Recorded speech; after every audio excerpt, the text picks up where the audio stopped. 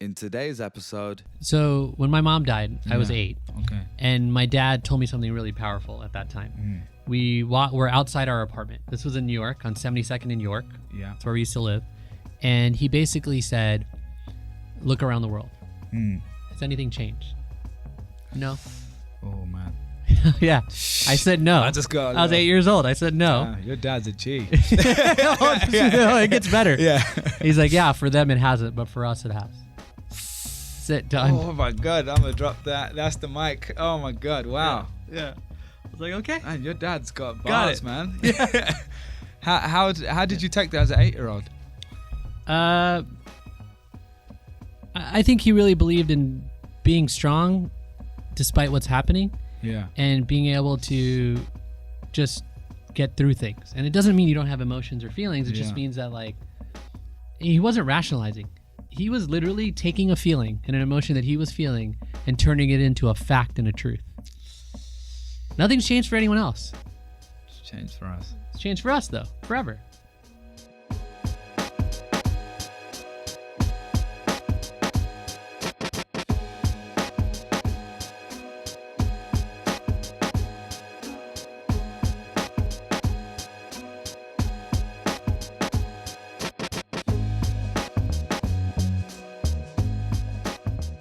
Hiten Shah, thanks for coming on the show. We're gonna Thanks for having me. Yeah, I thought we were doing the yeah, there we go. Why not? I was doing like the like brown guy bump. Oh, brown guy bump. Got it. Okay. That sounds like something else, actually. All right. Well, listen. Thanks for coming on the show. Thanks for having me. We're here at TuneIn Radio in San Francisco. We're doing a Silicon Valley takeover. We've just had Rahul, from Superhuman in. We've got some other awesome people coming in. But look, man. I'm here right now, right? Yeah. So let's do this. Set up a challenge. You said that this is going to be number one. It has to be. It has to be number one. If not, then we're not even putting it out. It's like my friends at Drift say, 6 stars or bust. They don't say bust, but I do. So like number 1 or bust is what I say. This is it, man. I love the energy. Yeah, I kind of needed a pick me up because I was up way too early today. Well, I saw this coffee here that was totally done. Yeah, kind of like you chugged it. So like yeah. Gotta give some energy. I also here, right? have these lines, man. I don't want to plug them too much. Are those any good? I don't know. Yeah. Plug them. I don't care. I've never tried it. Well, what is it's that? more like they're my friend's company, but I also don't want to necessarily do it for free. So let's not talk about it. I'm joking. No. That's Lion's main Four Yeah. Sigma. They're good guys. If anyone's interested. But anyway, It gives you energy. it's kind of just. It's supposed to be good for your brain. I like things that are good for my brain. Yeah, it could also just be like, I don't know. It could be just made up, but I think Like a placebo. Exactly. That was the word I was thinking of. Exactly. I hope they do some research at some But point. placebo is real. So Placebos are real. and mushrooms are cool. So, Mushrooms are cool. Yeah. Anyway. This is not the psychedelic kind. Yeah, exactly. Well, listen. So you have done a bunch of stuff. So today is going to be a cool amalgamation of random stuff I wanted to talk to you about for an hour and a half or whatever we end up doing. But for people that don't know you or haven't seen you or heard of you before, could you just give us kind of like the quick pitch of who you are? Yeah, quick pitch. So I was born in Africa. I was actually born in Zambia. Oh, really? All right. Yeah, and this will be quick, I promise. No, take your time. I turned 38 a couple weeks ago, so I'm going to give you my life story real quick, right? So I was born in Africa.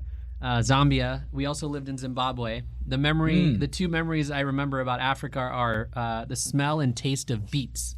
Beets. Oh, Don't really? know why. I haven't even looked into it. And number 2 is I think there was a lion in our backyard once.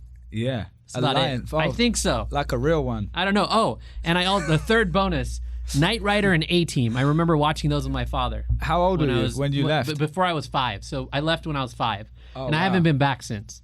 Really? No, By I haven't. purpose or just you haven't had time? Just haven't done it. That seems like something you'd want to do, no? I don't have a draw. Really? It's really weird. That's interesting. Maybe I will in 10 years. This sounds like we're going to turn this into like a therapy session. For both me ways. or for Yeah. So I moved to New York when I was 5. Yeah. I'll fast forward. I moved to Southern California when I was 12. Yeah. And then the way I found myself in the Bay Area is I ended up going to UC Berkeley. Okay. I stayed about 5.5 years because I kind of enjoyed the Bay Area for a number of reasons. And then I moved back down to Southern California and I got married. Yeah. And we were actually living with my father. And so very brown. You used the word before. So, yeah, we're allowed to do. We're allowed to say that. You know, it's cool. Yeah. Brown is down though, so it's all good. Don't let me go into all the other ones though. But anyway, so I basically found myself coming back up to the Bay Area like once a month. Okay. This is from about 2005, 2006 onwards. And so in 2007, we decided it was time to move. Okay. And so we moved up here. We say my wife and I. You and your wife. Yeah. Okay. And for your wife is Neil Patel's sister. Yeah, Neil Patel is a guy who you started several companies with. Yeah, he's an online marketer. I've known him since he was 11 and I was 15. Yeah. And he's my brother-in-law now. And you know, if you know his name, then you know that he's a marketer. Yeah. Well, if you type in SEO onto Google, he's one of the top ranking people. Yeah. As I'm sure he'll tell you. Straight up. Yeah. Yeah, he'll let you know. Yeah, sure. He will let you know. So maybe we'll talk a little bit more about how you've partnered with him a little bit later. Yeah. Working with family, that sort of stuff. But so you moved out here, but you've started several companies and you've kind of built a following, if you want to call it that, in Silicon Valley. You've got, I know you might not necessarily care about vanity metrics, but you've got like 250,000 followers on Twitter, and you are often tweeting, and beyond all of that kind of vanity metric stuff, I've heard from a lot of people that you're incredibly helpful. And I'm not saying this just to be nice, but even myself, my experience, like I DM'd you and you actually got back to me, and that was like a week and a half ago. Yeah. And now we're in a room having a good time. Yeah. So thanks, first of all. And two, of course, you know, like you have really served I'd say you've been like a thought leader, and I don't always like that term, but you've actually brought a lot of concepts and shared ideas that are prevalent in so many different companies. So I just interviewed Rahul from Superhuman, and we were talking about the product market fit stuff, and he referenced you, not even knowing you were coming in. Yeah. So it was just like, and I bumped into him on the way out, and we hugged it out. We haven't seen each other in a while. All right, so, great. Yeah. So tell me, there's a few companies you started that people might have heard of. So could you give a snapshot of what they were in the past? Yeah, totally. So I started a consulting company back in the day with Neil Patel, my brother-in-law, because he was getting out of high school, I was getting out of college. I didn't really have much planned. Yeah. And my now wife and his sister basically said, hey, you two should work together. He had one customer paying him $3,500 a month for SEO. Wow. That's it. Yeah. And so that was my first company. And Neil and I basically started working together, started making money pretty quickly, mostly because of his skill set. Yeah. And then... Did you know anything about this world yourself? Or? No, I knew how to download movies and TV shows on Kazaa. Yeah. That's it. What's up? Right? Yeah. And that was back in the day.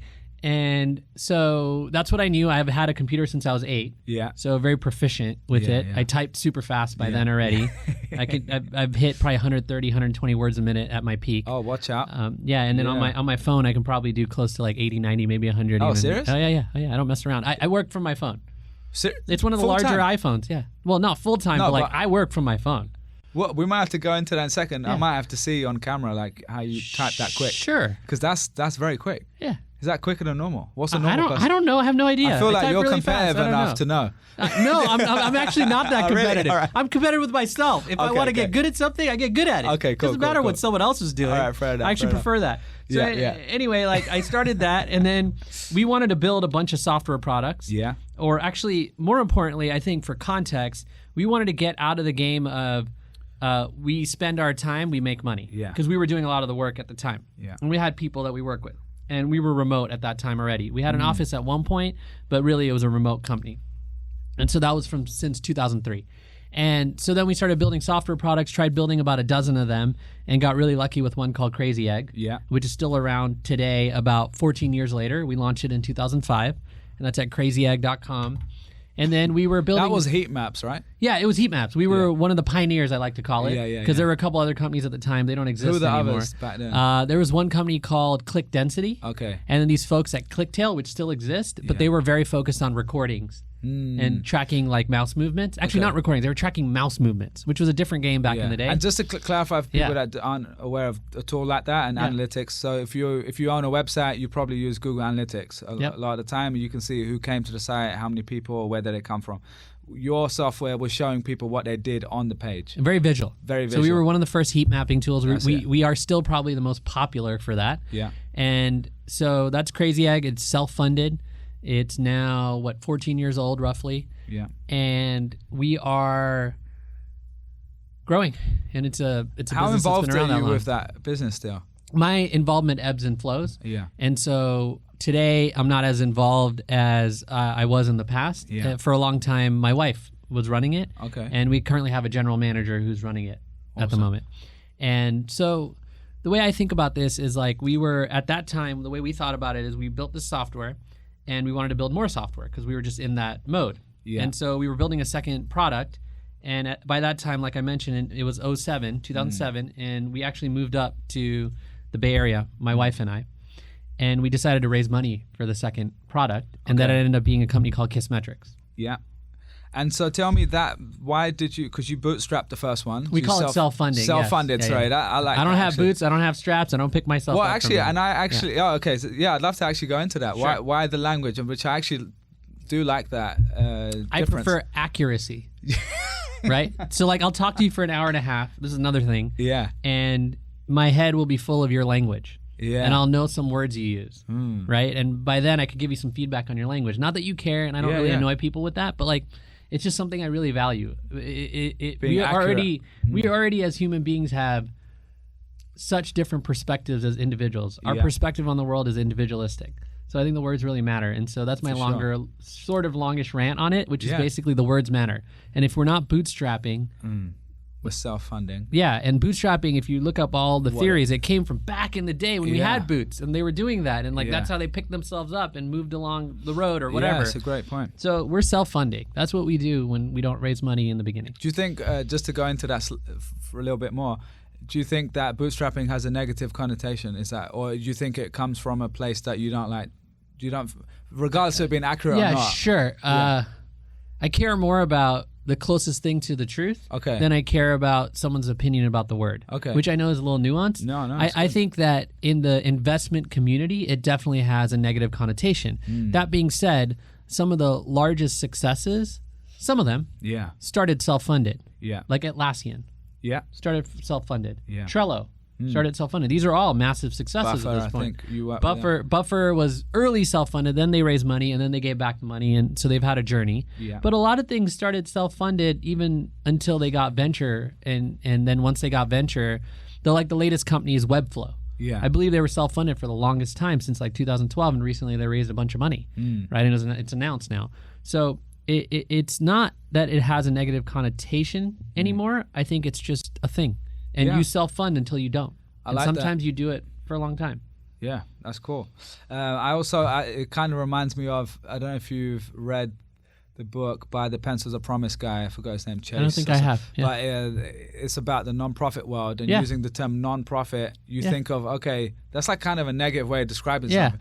And we call another company a for-profit company. Right. When he kind of coined the term, I think, around for purpose. Purpose is kind of a loaded word nowadays. Well, it's like, is it profit first or purpose first, right? Or is it growth first? I mean, there's a lot of nuances to that, and I think it boils down to the culture and the type of business you want to build. Yeah. And the nonprofits, like my father has multiple nonprofits, right? He still needs to make money. Yeah. And if not make money, he needs to get money. Yeah. Right, so it's a lot of it is like how you get money and how you think about the money you use. Yeah, and no, I think it's a nuanced way of looking at it, but I think it's a kind of positive spin on something that 40% of Americans don't trust charities. Correct. And then there's, but when you talk about the good that you're doing rather than we don't happen to make money, because that's what people think of when you say nonprofit. Anyway, we could probably spend 2 hours on that, so we'll. Yeah, you have a lot of experience. Yeah, a little bit. Yeah, so great, man. So you worked on that. You've also so QuickSprout you mentioned. You didn't mention QuickSprout. No. Sorry, you mentioned Crazy Egg and KISSmetrics, not QuickSprout. So what was QuickSprout? Yeah, QuickSprout is actually my brother-in-law's blog originally. Yeah. And he was blogging there, and I don't even remember what year, maybe 2006 he started. and it's a property that he was blogging on and running for the longest time, and now he moved over to neilpatel.com. Yeah. And he has a agency called Neil Patel Digital. Yeah. And I've taken over QuickSprout and partnered with some folks who are running it. And it's think of it this way, like it's a very great property where Google likes it. Yeah. And so there's a lot of opportunity to make Google like it more and monetize it in different ways. We attempted at building like a SEO tool and a marketing tool, and we kind of decided not to do that. Yeah. Mainly because it's a crowded space, and the things we wanted to build, either the world wasn't ready for, or we were just wrong in our hypotheses around them. Yeah. And that you mentioned building a tool again, and moving from trading your time for money, which is, I've heard you've mentioned it before as well. Do you still think of it in that way? Is that something you're always trying to move away from? If you're actually selling your time, there's limited amount of time, obviously. At the same time, your brother-in-law Neil Patel now has an agency again, and he's trading his time, but arguably he's still scaling it because he's got people that work there. So. Yeah, I think we were doing a lot of the work initially and didn't think about it in the same way we would today. Yeah, we also just probably stopped too early. Right, because the software was working, and software margins are better. Software scalability, especially back then, was better, and the markets weren't that crowded. So things that were software were taking off faster. Okay. Remember, this is back 2005. Yeah. So like it was a while ago now, 14 years ago, right? Yeah. And so today, in the same way, the world's different. There's a lot more agencies. Yeah, and true. Services can be more efficient than they used to be. Yeah, they can be. They're not always. You're still looking at a 20 to 35% margin, depending on how you look at it. And so I think about margin a lot. I think about cost a lot. I think about things like headcount a lot. Right. I believe that if you run an agency and you want to grow it, literally grow it, so grow it to like 9 figures in revenue a year. Yeah, you're looking at 1,000 people or some kind of crazy number like that to really grow it into a very big agency. Yeah. Right.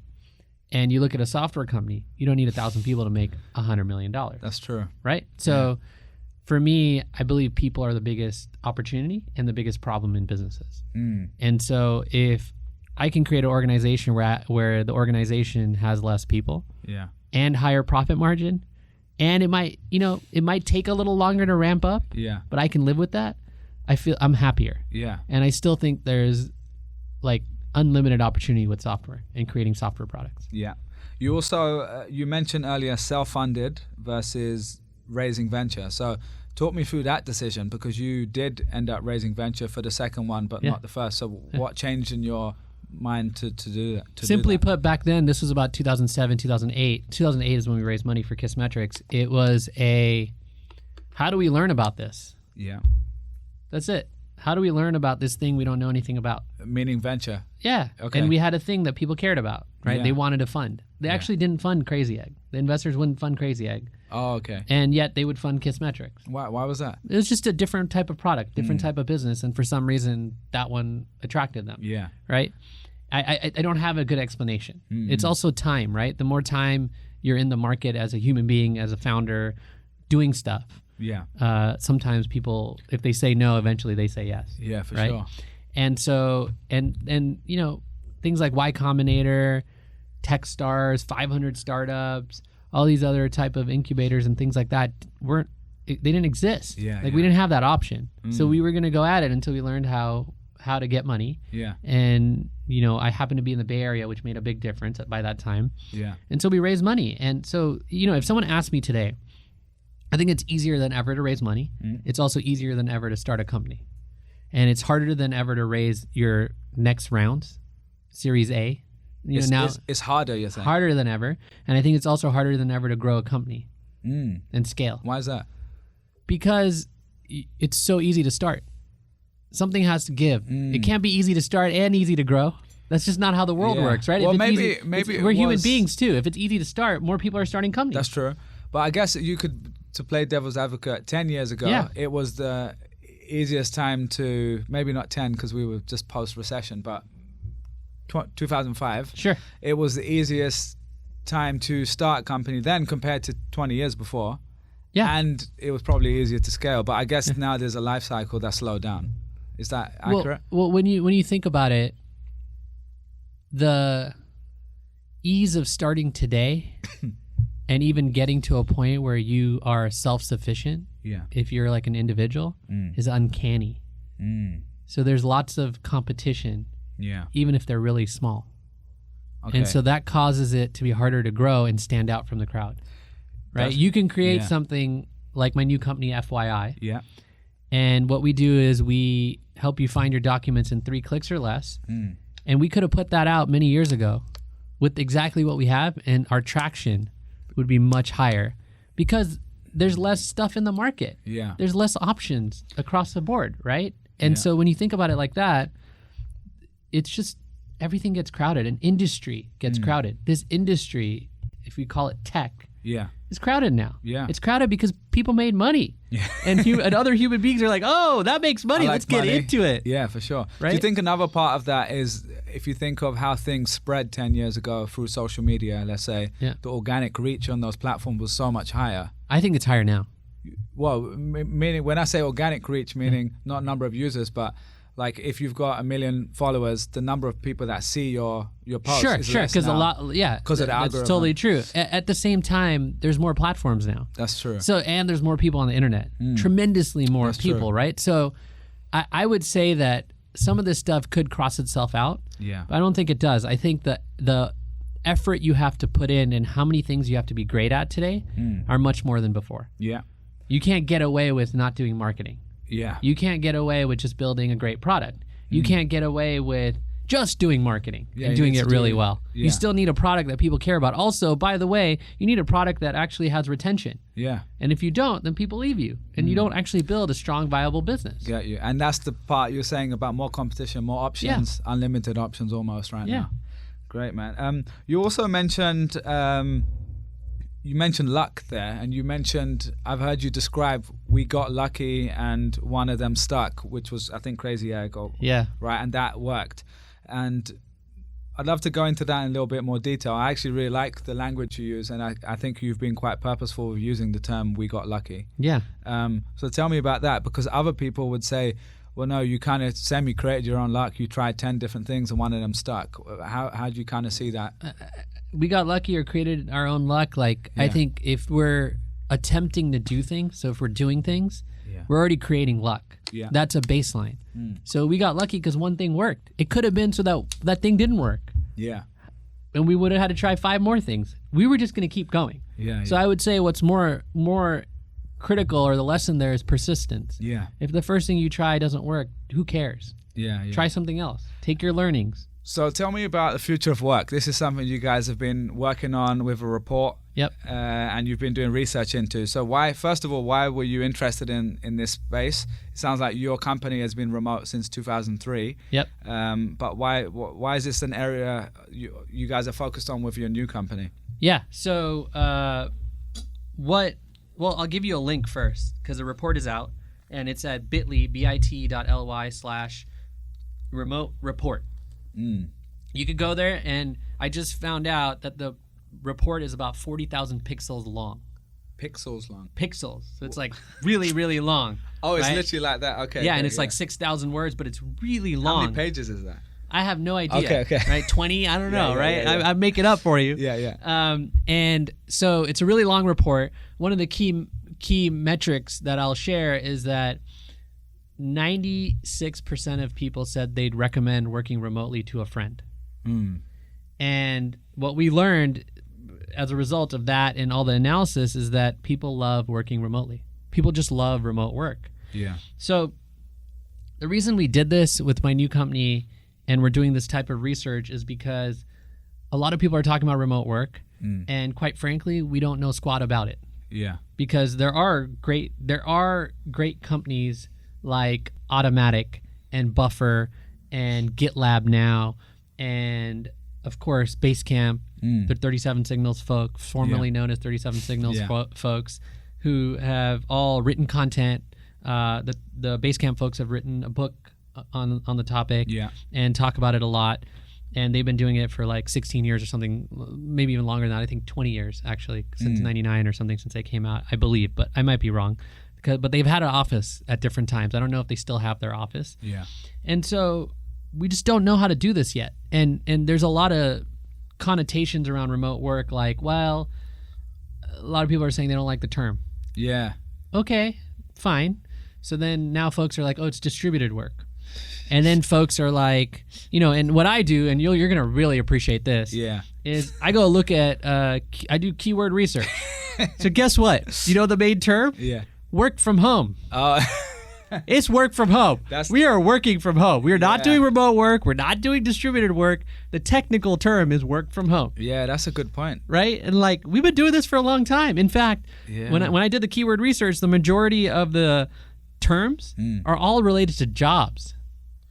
Oh, so because people are looking for working work from home jobs, remote jobs, remote companies. Which really is about jobs. Yeah, you're right. You're not typing in remote companies to be a customer. No, you're typing in remote companies to find a job, right? Work from home, all kinds of different professions. Work from home, Amazon. I don't even know what that really means, but that's typed in quite a bit, right? I think that might be, there's a lot of people searching for products to sell on Amazon and stuff like that. Yeah. They're making it up, right? Or like work from home gifts. Oh, I don't know. Remote job gifts. Like, I mean, these are the kind of terms I saw. And so like, look, we're at this major transition point, I think, of companies realizing something that I think is going to become more clear, which is all work is distributed. All work is remote. And a lot of our work is work from home as well. If you ever work from home in any way, you're doing distributed work. You're not in the office and working. If you literally go to the office and leave, sure. If you don't do any work after that, right? Okay. So like there are a lot of professions, obviously, like if you work at a restaurant, right? Or you work at a coffee shop where you're going and you're leaving and you're probably not doing any work outside of work. That being said, if you're a manager there or you run operations there, you're probably doing work outside of the office. Most people do some sort of work. If you're in an office job or you're using email on your phone, that's technically not in the office. So there's these technicalities. There's these things where people are confused. And I think in this kind of confusion and complexity is a lot of opportunity. And it's an opportunity to create a set of norms, a set of best practices, and really talk about the infrastructure that's missing and the infrastructure that we can create, the infrastructure that exists at different companies to essentially enable really high quality distributed work. Okay. So why do you think people are averse to this in the first place? And when I say people, I guess we should split that between employers and employees. Because employers, I can understand to a certain extent, they kind of want to keep an eye on what's going on maybe. Sure. It's probably one of the biggest reasons. You're right. What about employees? Do you think that there's actually people that are against that for whatever reason as well? The challenges of remote work is what we learned about. And a lot of the challenges are, the number one challenge is communication. And then all the other challenges are things like isolation, boundaries, social. And how they actually get, be social in a sort of that's remote a big one for me. Yeah, you like people, you want to meet them, you want to hang out, you want to talk, right? I'm remote. Yeah, you're like a talker. I'm like, I thought, I'm going to love it. And I do actually generally, I get so much more work done, first of all, which is probably one of your findings because you're not being pestered all day and people coming up to you and stuff like that. But after a while, I'll realize, I'm like, I've been in my house all day and like I need to get out of this hole and I need to speak to someone sort of thing. So I think that's one of those things that I didn't really think about when I started working remotely as well. At the same time, the pros outweigh the cons for me by far, so there's no comparison. I think that when I would look to hire people 5 years ago, maybe even 10 years ago, one of the first things I would say is you're gonna have to figure out how to be self-directed, self-motivated, and figure out how to do remote work. If you aren't used to it, and a lot of it is personal because you get more freedom. But with freedom comes opportunity, but it also comes this like uncertainty of like, what do I do? How do I work? You have to be more self-directed in many ways. Yeah. And there's visibility problems too. When you're at work, people can see, hey, you're sitting in your chair, you're working. They can also see that you're not in your chair, you're not working. They can also see how many meetings you're doing. I mean, there's so much visibility, right? But that's kind of an issue as well because then it becomes a matter of people doing it for the sake of it. And this is very common, that people won't leave the office until the norm of the office, let's say it's 9 to 5 or 9 to 6. In a lot of companies, that's the rule, but really people are staying till 7:30 because they don't want to look like the person who left before everyone else. And it's basically this culture of like working for work's sake, not like productive work, I think. Right. And the way I like to say it is, and think about it, is really we all just want freedom. Yeah. We all want freedom to make our own decisions. And when you are in an office, you're told when to go to the office, when to have certain meetings in the office, when you need to be there, when you're going to eat, and when you leave. Yeah. And all those things go away with remote work for the most part. Sure, there's meetings you have to attend, things like that, but they generally go away. And when they go away, we don't know what to do. Yeah. So I think there are a lot of people that just have no idea how to work remotely yet because they've been so used to working in an office. It's also what we're used to even when we were kids. We were told when to go to school, when to eat, when to have recess, what class to go to, what number the class is, and where we have to walk, follow the schedule, follow the rules. So I think there's a lot of rules that need to be broken and changed and evolved as a result about how work happens and what the norms are. From your report, was there anything that really surprised you or stood out that you were like, this isn't what I thought? The stat I shared, which is 96% said they'd recommend it to a friend. The people that do remote. That blows me away. It's like very interesting that it's such a strong sentiment. What's the biggest challenge you think for companies allowing people to work remotely? Yeah, so what we did was we researched individuals a lot. And when I look at what we learned, I think the company's biggest challenges are one that's what I would call a hidden challenge. And that hidden challenge is about productivity and efficiency. I feel like the companies that I know that are remote have the most challenge around how do we become productive? How do we remain productive? How do we grow the business with on a remote team where like we don't know what people are doing? Yeah. How do we figure out what people are doing? How do we coordinate? Yeah. How do we make sure stuff gets done on time? Which is a problem in any company. Let alone if they're remote. in. Yeah, but you can't go like walk over to someone's desk and be like, hey, where's that thing at? Yeah. Or, hey, can we talk about the deadline? Are we going to hit it? Right? You can do it on Slack and things like that, which happens a lot. There are ways. I'm not saying it's impossible, but the emphasis is on people's accountability and almost the self-awareness of their own accountability or lack of it, which doesn't really hit when you're in an office because everyone's in the same place. You can just have those conversations and you can bug people, so to speak, which has its drawbacks, as you mentioned. Yeah. But that happens, and that's how we stay in the know of what's going on and what people are doing. Yeah. I do think for the sort of work I've done in the past, a lot of that is like sales, partnerships sort of work. And there's an element of that sort of work.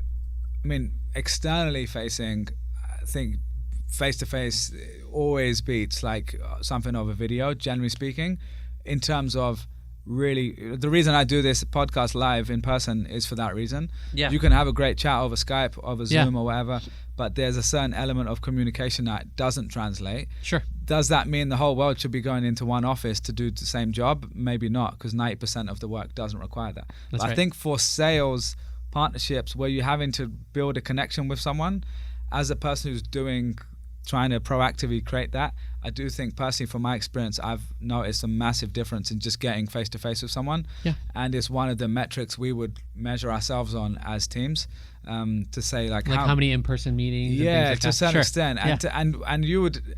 And I wished it wasn't like that, but when I really looked at the data properly, I would see the progression of deals, let's say, or partnerships. Momentum. Yeah, and often really what it took was an initial meeting. It doesn't mean you have to have every meeting in person, but once you do have this kind of face-to-face connection, by the time you go back on Zoom or call or whatever, then there's a different level of relationship there. I think a lot of it is how you build rapport, right? And how you really do it differently when you're remote. Yeah. Right? You learn how to do email really well, frankly speaking. Yeah. Right? You have to get probably 10 times better at email in order to make sure that the people that you're looking to partner with are aware that you exist. And you have to level up on how much value you can add without being in person and talking to them. Yeah. Or even getting on the phone with them, or even getting on a video with them. Like, it has a lot to do with text-based communication and adding value in a different way than we're used to. Yeah. We're used to just showing up. right? And adding value, like you said, or people getting to know each other that way. Yeah. So here it's like, I emailed someone in this capacity after 3 weeks. They made an intro for me. I waited a while because I know they're kind of busy, right? And this is a BD person. And it's like, I have helped somebody they know, and they mentioned it when I emailed them. I emailed them and said, hey, thanks for the meeting. It was really great. I'm going to follow up with you when this specific thing happens in my business. Just wanted to, say thanks because they made an intro. And I waited a while because there was no relevance there. And I know that in a little bit of a while, I'm going to have that follow-up with them that's relevant to them that I said I'd have. So there's just a different cadence about how you build these relationships when you're doing it via email. And because of that, the person emailed me back right away and mentioned a mutual friend of ours and said, oh, you're helping them too. I'm like, yeah, I am. That's great. And then and then it's just built up, right? And now they have like some construct in their head, right? And things like that. So like, it's natural, but you're not doing it in person. In a way, it's almost better because you're not requesting a meeting all the time. You're not, it's almost like for me, in-person things, even the kind of things you mentioned, are a crutch when it comes to solving problems that people have around remote work. We have to figure out how to do this stuff without meeting in person. We really do if we're going to scale these businesses, especially these newer businesses that are fully remote that many of us are building. Yeah, for sure. But do you not think there's a big difference between externally facing versus your own team? Because your own team, you have a little bit more, like it's ongoing. Yeah, that was an external sort of relationship. And yeah, I think there is a lot of value in doing it in person. I'm not debating the value. It's more so, are you using it as a crutch? Are you using it as an excuse to not figure it out? Because a lot of times, like someone you're trying to partner with is not reachable physically anyway. What do you do in those situations? You gonna go fly out to them? Probably not. If someone's trying to get started with this and they've never done this before, you've got a long history of doing this. So I'm a company X and I want to start allowing some of my employees to work remotely or hire people remotely. Are there a few things you'd recommend for getting started in the first place? I think a lot of it is a cultural change. And so it's much harder than most people would think if you're already at some level of scale. If you're less than about a dozen people or 20 people, you can probably pull it off. But what ends up happening, the biggest challenge that companies face around it is how the remote people feel like they're second-class citizens in the company. That's the worst thing ever. Yeah, that's a good point. So an example of that, just real quick, is like, just one example is like, if you're doing an all-hands meeting, and you're in an office, and like, let's say 20% of the company is outside the office, everyone in the office should be in front of their computers, not in a room all together. That's how you make people feel like equals. People should feel like equals in the company, right? Like, not equals like seniority and hierarchy. No. Equals like they're treated the same way as everyone else from a culture and an HR and like a sentiment perspective. And like, that's not the case. That's very hard to do if you're going to have different ways of communicating when everyone's involved. But don't you think that the communication, like if we were all on a computer, like it really takes away from, like I think we're always so distracted that's one of the few times people are kind of put their laptops down and actually engage and listen. So, but what about the people that are not there? That's and 20%. How do you set it up for them? You're right. Right, and then they are not going to feel like equals. Okay, that's a great I point. guarantee you this doesn't scale unless you treat everyone the same in those scenarios. And so that's a challenge. What you just said is a challenge. Companies are not ready to accept that. And once they start realizing they're going to probably need to accept that, I think you'll see a lot of best practices and shifts in this kind of thinking. And also, we have the technology now. Last point around remote work is, I think you've talked, your whole company, FYI now, is about helping people find documents quicker, right? In 3 clicks, I think it is. 3 clicks or less. 3 clicks or less. I love it. So that now when I went through this last night, I was thinking like, where does this tie in with FYI? And I said, okay, cool, it makes sense. Like you're going to help people manage these documents better. Well, we connect to all the apps they use. And documents are a big part of making sure you have accountability and are actually able to work on a remote team. It's also something that we're excited about. We're a remote company. So a lot of times when it comes to like the things that you put out in the world as a business, when you're excited about them, it's on. Yeah, like yeah. You can put a lot of momentum behind it and rally the troops, so to speak. Yeah. And we're able to do that on this topic because we're fully remote, right? And like I said, it's something where like, I used to tell people like, I don't wish remote on anybody. Yeah. But the problem now is like, we're all remote. If you have agencies you work with and they're not coming in person, you're remote. Yeah. If you have freelancers and contractors, you're remote. You're doing distributed work, you're doing remote work. And so it's more of the excitement around that and the fact that we're at a place now where the tools are there. So we're going to spend a lot more time on remote work at my company to help essentially like do our best to share what we learn, educate the world, and learn what we need to sort of move the whole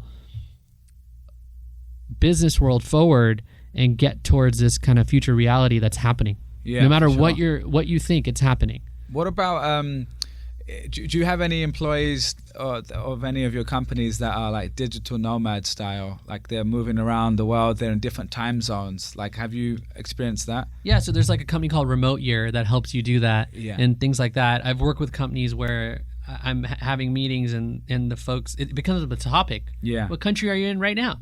What are you doing? Yeah. What are you discovering? Yeah, definitely. And it's really just about when there's like products like that exist in the market that help you do it, they're making sure you have internet.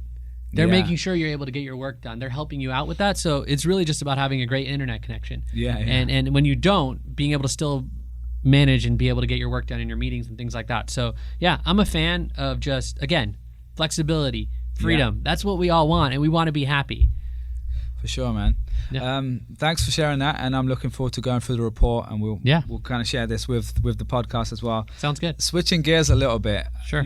We've kind of touched on it in this conversation just now, but what I think you and Neil Patel and a lot of your companies that you started before have been great at is really marketing and getting your brand in front of the right people. And this was a great example for me of content marketing that straight off the bat you don't necessarily realize is even related to your company, because it's just valuable. It's like report that's valuable for the world, and you're not saying, hey, buy our product right here, but we happen to be a brand talking about these areas that we either live because we're remote companies or is adjacent to what we're working on. So just that is kind of what's referred to as content marketing, I guess, in some worlds. So how do you guys think about marketing for this particular company and before? Because I think you're one of the best at doing that. Sure, thank you. I'll take the compliment. Yeah. But always trying to get better. And what I learned, just like, when you started this off, you said, you didn't say it this way, but like you have a brand of being really helpful. Yeah. And you're not just saying that. It's what people tell you about me if you go ask them, right? Yeah. That's brand. That's a personal brand. Yeah. So how do you extend, not the helpfulness, but that concept when you think about a company? There's only so much you can say about what you do as a company. We help you find your documents. You connect to a bunch of apps. We help you find your documents. We have a Chrome extension. We have a desktop app. We have a web app. Yeah. It's going to get boring. Like we can talk about the benefits. Yeah. Saves you time, saves you money, makes your team more productive, and probably makes you money in some ways if I really get deep into how we help, right? It helps you see what's going on in your company, blah, blah, blah. There's a bunch of stuff I can say. It's all powerful stuff. But if we're sitting there and constantly saying stuff about us, we're not actually speaking to our customers and what matters to them. Yeah. So we know remote work matters to our customers. Okay. We know that the fact that they're switching tools all the time and evaluating different document apps, and there's all these new ones coming out, that matters to them. Yeah. We know that there's a certain segment of our customers that are freelancers. So they matter to us. So we talk about them sometimes, right? Yeah. So it's really just about deeply understanding your audience and the things that they care about, and making sure that you have enough things to talk about that are related to your audience. Yeah.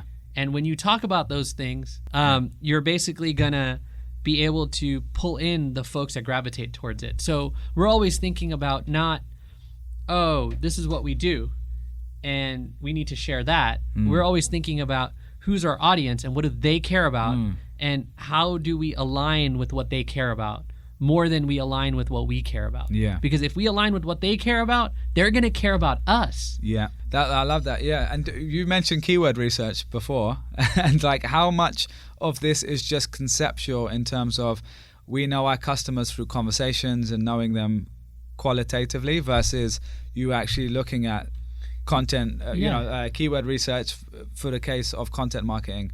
Like it seems like you've got a background in that, so there's a bit of both. I'll take data any way I can get it. Yeah. And so I think keyword data, by nature of it, as you know from being at Google, is intent driven. So if I want to understand my audience, I'm going to go after the intent. And so in this case, it's like, okay, we already know our audience is talking about remote work, distributed work, future of work. Future work is probably the concept. They're also on the enterprise level talking about the consumerization of enterprise. Consumerization of enterprise. That's a big thing in that topic. So there's a few of these topics, right? Yeah. So we do keyword research to figure out, okay, related to remote work, that's what I can tell you today. Work from home. Work from home is where it's at. That's the word. That's the terminology. That's how people, on average, describe it across the world. Yes, there's pockets that describe it as remote work. Remote work is a thing. Distributed work is actually way less popular than work from home or remote work. Yeah, because it feels very much more like industry specific. Like some industries might say that, but when you're an average Joe living in the middle of nowhere, you say, I want to work from home. And truthfully, you know how hard it is to spell distributor? Right? Like literally, I'm not making fun of anyone. No, it's literally hard. Not everyone knows how to spell it. Yeah. And so they don't type it in Google. You have to know, work from home. Everyone knows how to spell that. My 5-year-old knows how to spell that. Yeah. Right? Like that you have to think in those terms. So I love keyword research because it helps you understand the audience in a way you wouldn't without doing it. Yeah. So that's my kind of rant on it, which is like, it's just another data point. For sure. Just like if I type in remote work in Twitter search, I'll understand about remote work from Twitter search. Yeah. If I type in work from home, I'll understand that. Yeah. Right? So like there's so many different like ways we can go get data points, get understanding about our customer. Why wouldn't we use it? So it's almost like, to me, like a norm. We should be doing that. Yeah, for sure. Love that, man. We'll definitely share that out. So thanks for going into that. I just love that you do keyword research, man, because it's like one of my favorite things. Me and you both. Yeah. So just switching gears a little bit, kind of again going back to your background and how you've done so many different things. One of the things that struck out to me when I was doing the research on your background was you've had few different companies and they all kind of operate in different areas. Like there's some common thread with SaaS, there's some common thread with measurement to a certain extent, but the new one isn't that. No. So it's very different.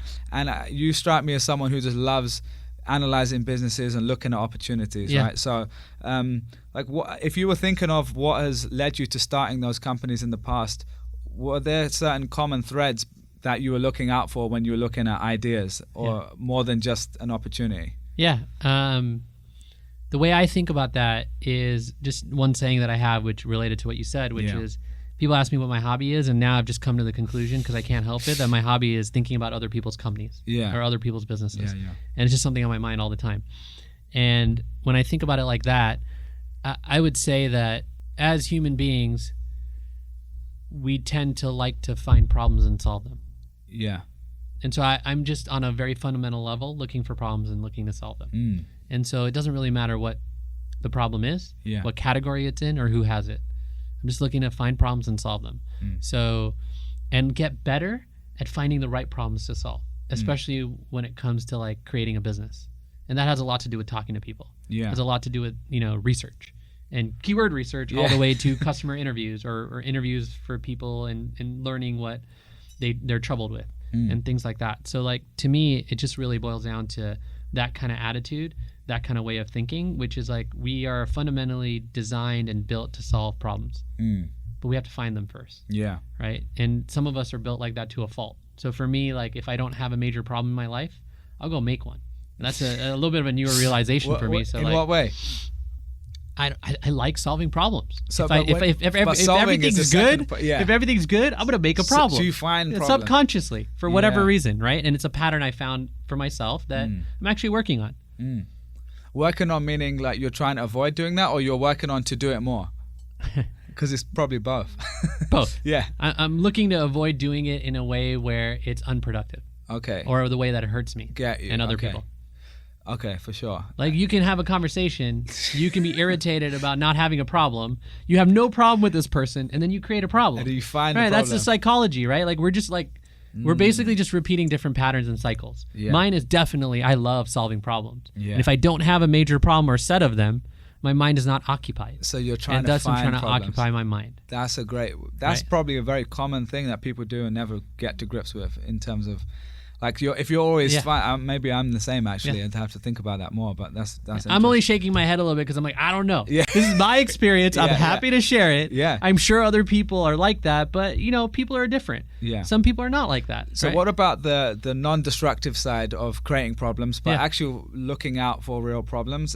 Are there ways that you've kind of you're thinking about things in certain details that you might not have thought about before, that other people might not necessarily be thinking about day to day? I feel like, let's just talk about business for a second. Life is a little bit different. Meaning non-work life. I think there's a lot of subjectiveness. And part of the reason is because of the L word, love. Yeah. Love is not rational. Love is quite irrational. When you try to rationalize love, you get screwed one way or another, right? So my take on the business side is that business should be basic. We should always be able to look at our business and understand what needs to happen next. And that has to do with identifying the right problem to solve. For example, with FYI, we launched it in May 22nd of 2018, so a little bit over a year ago. We launched a product for individuals. We had some team price points, but we launched it for individuals on purpose. We wanted to make a great product that individuals loved first. Now all we're doing, since we launched it and built some things out and figured out, okay, individuals love it enough, we are building a product for teams. And that's our main focus right now. We know we will not build the kind of business we want to build unless we build a product that companies and teams want to use like all the time. And their whole company. So that's all we're doing. And that's a hard challenge. Not many products are used by whole companies. So this is our whole thesis right now. And that's all we're working towards. In fact, in one of our Slack channels, our product Slack channel, it says build a product teams love. Keep it simple. And then once we do that, we'll be like build a product companies love. Okay. Once we do that, it might be something crazier and more ambitious, right? But it's like this ambition and this like development of the problem and the solution is just basically business fundamentals. That's great, man. I love that. You mentioned relationships there. You mentioned love not being rational. And whatever you want to share, of course, because that's your personal life. But one thing beyond being married is you worked with Neil Patel, who's your brother-in-law. You started companies together.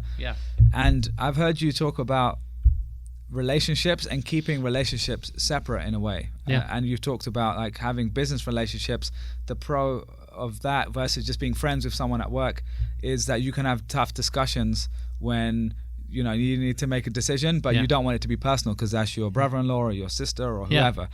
So how have you balanced that? Because those two things don't always go hand in hand. So have you got better at that over time? Yeah, I think I have, and I messed it up too when I think I figured it out. And like my current thinking on it is there's two sides to human beings.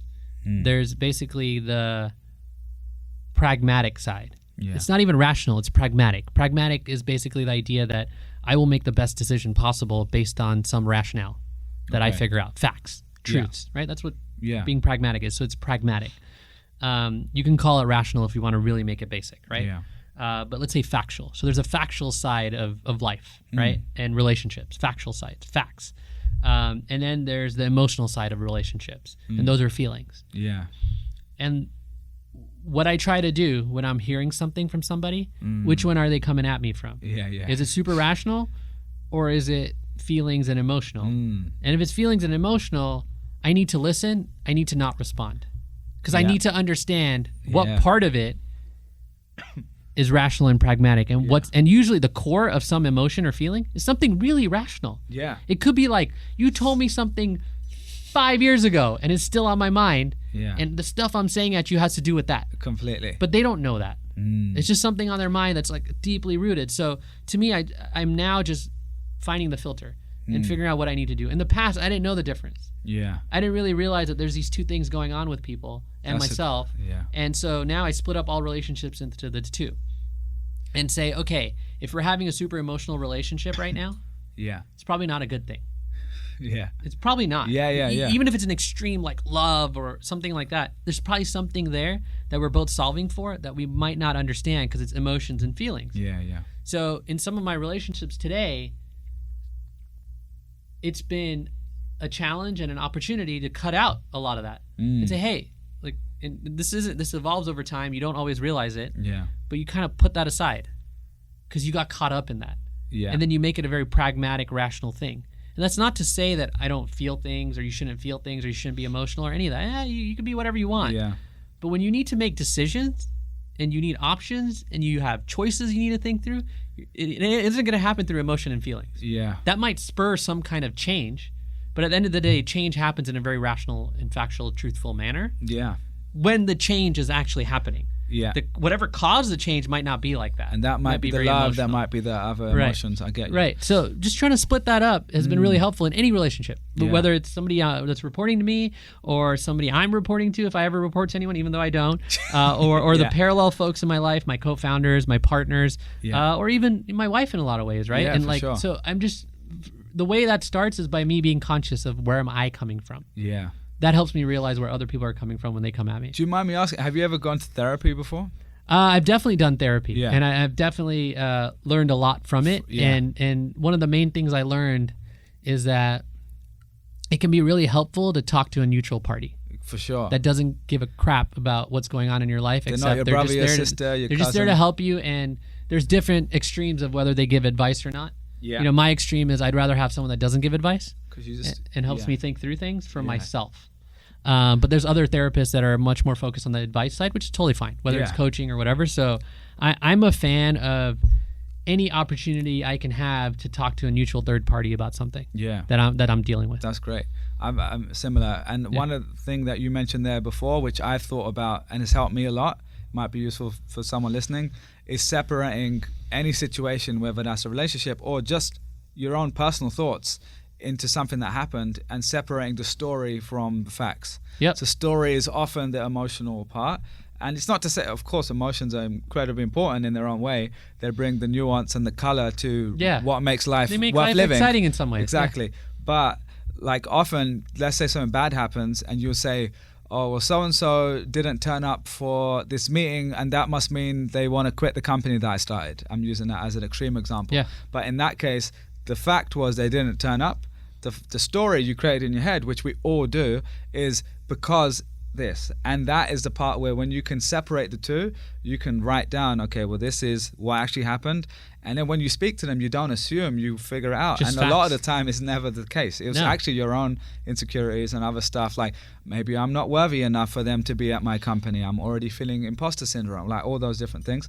And not to overcomplicate it, but I've always found that to be a really helpful tool in my kind of like mental thinking, to be able to say, this is how I'm going to make a decision based on what I do know. And if there's emotional part that I don't fully know yet, maybe I need to do some more digging to figure out the fact.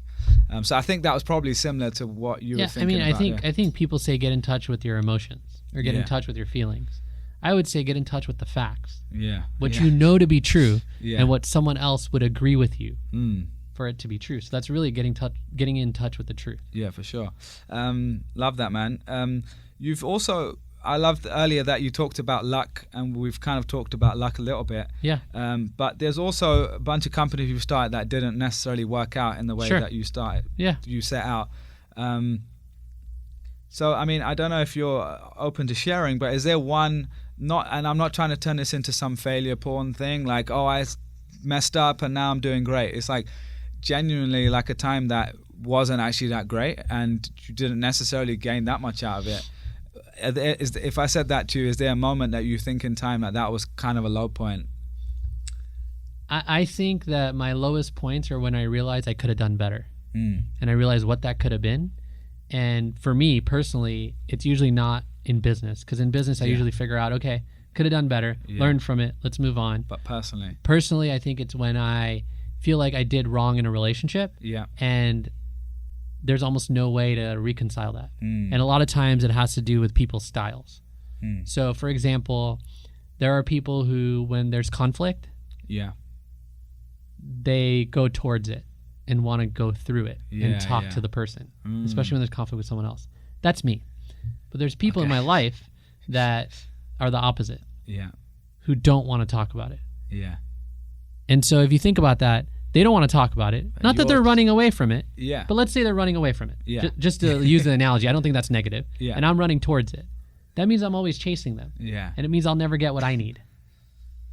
So that's like a big learning, right? To be like, when there's conflict, I run towards it. When there's conflict, the other person wants to run away from it. And if there is conflict in those situations, what do you do? So what do you do? you get good with it regardless of who you are. And I think it's worse for the person that wants to run towards it that can't. I can't run towards it. If so what do I do? Because they're running away from it. They're basically, their way to deal with the conflict is basically not confront it, which I don't think is a bad thing. That's like how they do it. They might confront it personally, but they will not confront the person. They will not have the discussion. Yeah. So then it's like, I think over time you can get to a place where the person's willing to. Okay. But that might take a while. And if you value it, the relationship, and you still have to continue it for whatever reason or get to continue it, you're going to figure it out eventually, but it'll take a lot of time. Yeah. If you're not going to continue the relationship, it doesn't even matter. Yeah. You can just move on. Who cares what you did? Who cares what you didn't do? You're not going to be able to, it doesn't matter. You know, part of this is like realizing that it doesn't really matter what other people think about you. Yeah. At all. Is that something you think you struggle with? I think it's something I'm learning. Yeah. It's something I'm learning to get good with. I used to want everyone to think I'm nice. Yeah. And helpful. Yeah. Hence, I have a brand in a certain way, right? Yeah. At this point, I'm like, it doesn't matter what they think about me. I'm just going to do the best I can. Yeah. I don't have time to worry about anyone else. Do you feel like that's the rational part talking? That's right. But the feeling is there. Right. And the feeling is, as to continue what we were saying before, sure. I'm probably the same. I also probably want to be liked. Yeah. And a paid therapist could probably tell me why I want to always be liked, right? And that's... I could tell you. We could dig into your childhood. No problem. No problem. No, it's we don't need a therapist for this. Therapists are cool, though. Yeah, good, yeah. But it's probably fairly straightforward. But so sounds like he knows. Sounds like he knows. That's what I gotta say. Big reveal. Yeah, woo! Reveal. Yeah. But no. But real talk though, like being able to. That's kind of again that same thing you said before. Like the rational part is, I don't need to care what people think, but naturally, actually I do care. So, of course you do. So then, how do you actually deal with that though? Because you're constantly kind of dancing between the two. And you kind of can't fake the rational. All the rationality in the world doesn't tell you. I'll give another example beyond us. Someone passes away. Yeah. Right? The rationality is, we're all going to die. The emotion, which takes over, is, that's my partner, my parent, my whoever. Sure.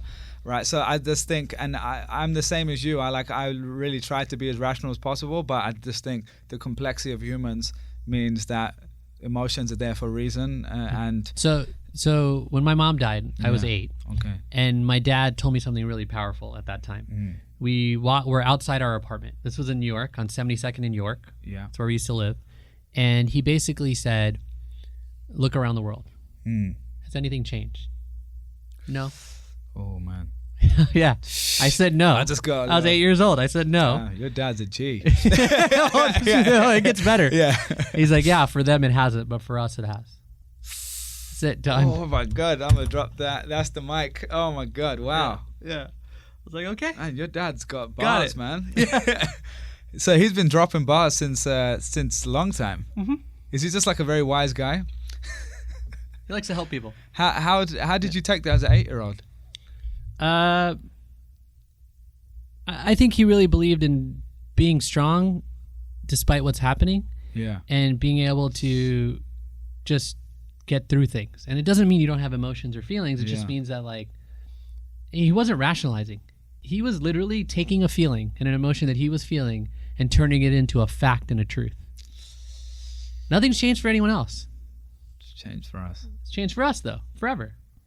And that's how it is. Yeah. So you better get good with it. And he didn't say it like that, but like the way the 8-year-old took it was like, okay, so I don't have a choice. Yeah. Something has changed. I don't have a choice. There is no choice that I have. The world has created this, and I can't do anything about it.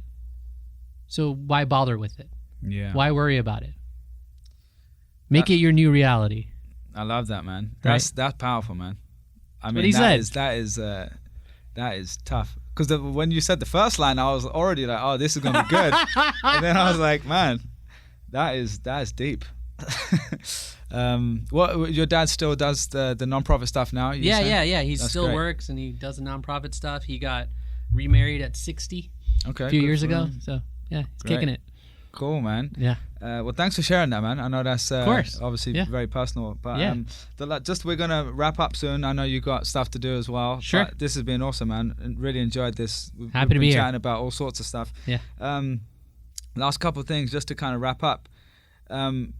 We've talked about things that make you happy, things that make you successful on paper, things that make you rich. things that make you satisfied. And to me, all of those things are part of what I would call happiness. And it's a very broad term, right?